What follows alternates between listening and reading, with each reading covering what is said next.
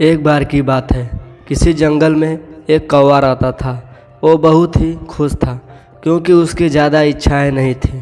वह अपनी ज़िंदगी से संतुष्ट था। लेकिन एक बार उसने जंगल में किसी हंस को देख लिया और उसे देखते ही सोचने लगा कि ये प्राणी कितना सुंदर है। ऐसा प्राणी तो मैंने पहले कभी नहीं देखा, इतना साफ और सफ़ेद।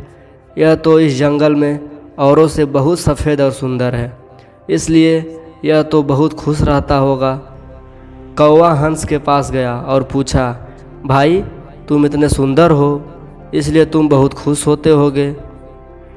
इस पर हंस ने जवाब दिया, हाँ, मैं पहले बहुत खुश रहता था जब तक मैंने तोते को नहीं देखा था। उसे देखने के बाद से लगता कि तोता धरती का सबसे सुंदर प्राणी है। हम दोनों के शरीर का तो एक ही रंग है, लेकिन तोते के शरीर पर दो दो रंग है।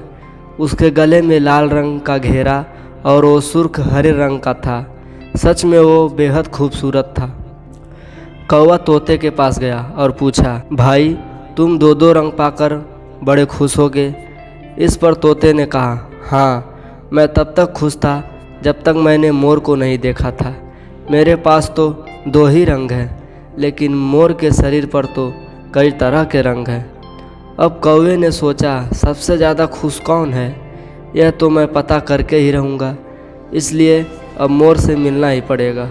कौवे ने मोर को जंगल में ढूंढा, लेकिन उसे पूरे जंगल में एक भी मोर नहीं मिला और मोर को ढूंढते ढूंढते वह चिड़ियाघर में पहुंच गया तो देखा मोर को देखने बहुत से लोग आए हुए हैं और उसके आसपास अच्छी खासी भीड़ भी है। सब लोगों के जाने के बाद कौवे ने मोर से पूछा, भाई तुम दुनिया के सबसे सुंदर जीव हो और रंग बिरंगे हो। तुम्हारे साथ लोग फ़ोटो खिंचवा रहे थे, तुम्हें तो बहुत अच्छा लगता होगा ना, और तुम तो दुनिया के सबसे खुश जीव होगे। इस पर मोर ने दुखी होते हुए कहा, भाई अगर सुंदर हूँ तो भी क्या फ़र्क पड़ता है, मुझे लोग इस चिड़ियाघर में कैद करके रखते हैं, लेकिन तुम्हें तो कोई चिड़ियाघर में कैद करके नहीं रखता है और तुम जहाँ चाहो अपनी मर्ज़ी से घूम फिर सकते हो। इसलिए दुनिया के सबसे संतुष्ट और खुश जीव तो तुम्हें होना चाहिए, क्योंकि तुम आज़ाद रहते हो। कौवा हैरान रह गया, क्योंकि उसके जीवन की अहमियत कोई दूसरा बता गया। दोस्तों, ऐसा ही हम लोग भी करते हैं। हम अपनी खुशियों और गुणों की तुलना दूसरों से करते हैं, ऐसे लोगों से जिनका रहन सहन का माहौल हमसे बिल्कुल अलग होता है। हमारी ज़िंदगी में बहुत सारी ऐसी चीज़ें होती हैं जो केवल हमारे पास हैं, लेकिन हम उसकी अहमियत समझकर खुश नहीं रहते हैं।